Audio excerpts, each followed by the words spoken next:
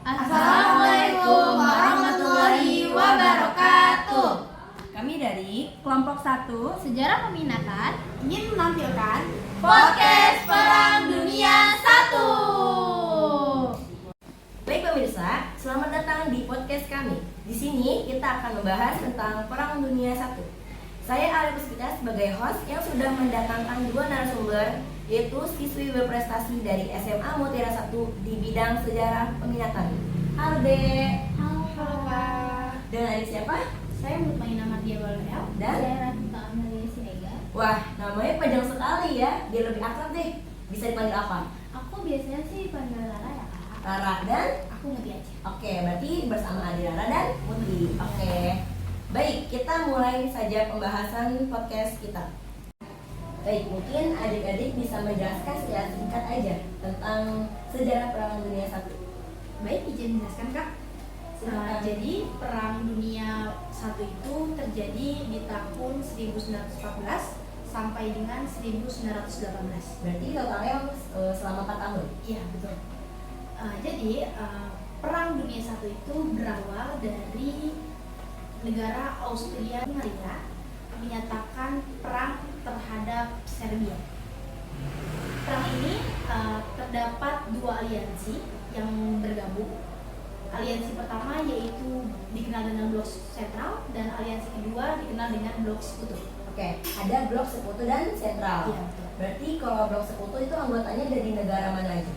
Blok Sekutu ini negaranya banyak sekali. Salah satunya yaitu Prancis, Inggris, Belgia, Serbia, Rumania, Portugal, Italia di tahun 1915 dan Amerika Serikat di tahun 1917. Kalau untuk sentral? Kalau untuk blok sentral ini anggotanya memang sedikit, yaitu ada Jerman, Austria, Hungaria, Turki, dan Bulgaria. Berarti lebih banyak blok sekutu dibandingkan sentral. Iya. Oke. Pasti kalau dalam suatu perang atau permasalahan ada sebabnya kan? Kalau untuk Perang Dunia 1 itu sebabnya apa aja? Ya, jadi sebab di Perang Dunia I ini ada sebab khusus dan ada sebab umum. Oke, ada 2. Sebab umumnya itu yaitu pertentangan antara negara Eropa tentunya. Yang kedua itu politik mencari kawan. Oke, politik mencari kawan. Iya. Ini menarik sekali. Iya. Kita lanjut ke sebab khususnya. Sebab khususnya itu ada terbunuhnya putra mahkota Austria-Hungaria, Namanya? yaitu Franz Ferdinand. Oke, Franz Ferdinand. Iya. Oke, terima kasih atas penjelasannya. Iya. Sekarang boleh nggak saya bertanya? Boleh dong. Ada sedikit pertanyaan, karena saya sangat penasaran banget. Oke. Saya akan mengulik tentang sejarah Perang Dunia Pertama ini. Tadi saya mendengar di blok sekutu itu ada satu negara, yaitu negara Italia. Kenapa Italia bergabung di blok sekutu itu tahun 1915? Kenapa tidak dari awal? Baik, saya jawab karena awalnya itu Italia itu ada di blok sentral, Oke. tapi dia keluar dari blok sentral karena ada konflik lain teritorial di Timor Selatan. Jadi wilayah tersebut berada di bawah kendali Austria-Hungaria. Tapi kenapa si Italia ini keluar meninggalkan blok sentral? Karena menurut Italia harusnya wilayah itu untuk Italia, karena secara budaya lebih dekat dengan Italia tadi. Karena Italia tidak mendapatkan wilayah tersebut, akhirnya Italia meninggalkan blok sentral dan bergabung ke blok sekutu pada 1915 setelah menandatangani perjanjian rahasia dengan blok sekutu. Aduh, perjanjian rahasia ya. Iya betul. Aduh, semakin seru banget pembahasannya. Kita masuk ke pertanyaan selanjutnya. Kan tadi ada bagian di mana putra mahkota dari Austria-Hungaria itu dibunuh, kan? Kenapa? Bagaimana pembunuhan putra mahkota tersebut dapat memicu Perang Dunia I? Jadi sebelumnya saya ingin menjelaskan bahwa terbunuhnya Franz Ferdinand dari Austria-Hungaria, yaitu dibunuh oleh seorang nasionalis Serbia, yaitu Gavrilo Princip pada tanggal 20 Januari 1914 pada pukul 10.45. Austria-Hungaria menyapa Serbia atau serangan tersebut dan menyatakan perang yang memicu reaksi berantai berupa pengaktifan aliansi yang bertujuan pada pemecah Perang Dunia I. Oke, semakin serius ya ini pembahasannya. Iya, semakin rumit. Iya, semakin rumit gitu. Baik, mengapa sih Amerika Serikat itu bergabung dalam Perang Dunia I pada tahun 1917? Baik, kenapa Amerika Serikat bergabung pada tahun 1917? Karena tadinya itu Amerika Serikat tidak bergabung di blok manapun, baik blok sekutu maupun blok sentral. Kenapa Amerika Serikat jadi gabung ke blok sekutu? Karena Jerman melakukan peperangan kapal selam tanpa batas, khususnya penenggelaman kapal Inggris Lusitania. Jadi kapal Amerika Serikat Lusitania itu ditenggelamkan, di situ membawa warga negara Amerika Serikat. Itu yang menjadikan Amerika Serikat istilahnya menjadi murka ya, dan memutuskan untuk bergabung ke blok sekutu itu tadi. Makanya pada tahun 1917. Oke.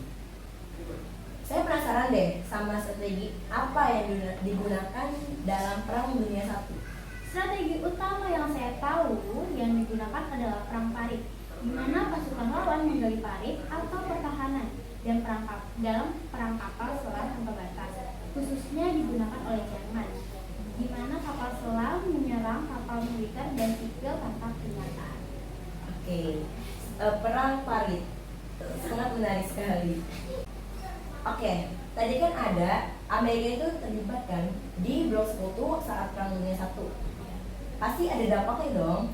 Apa sih dampaknya Amerika terlibat di blok sekutu saat Perang Dunia I? Baik, tentu keadaan Amerika Serikat, beradanya Amerika Serikat di dalam blok sekutu itu sangat menguntungkan. Karena apa? Karena Amerika Serikat itu menyediakan bala bantuan dan sumber daya yang penting bagi blok sekutu.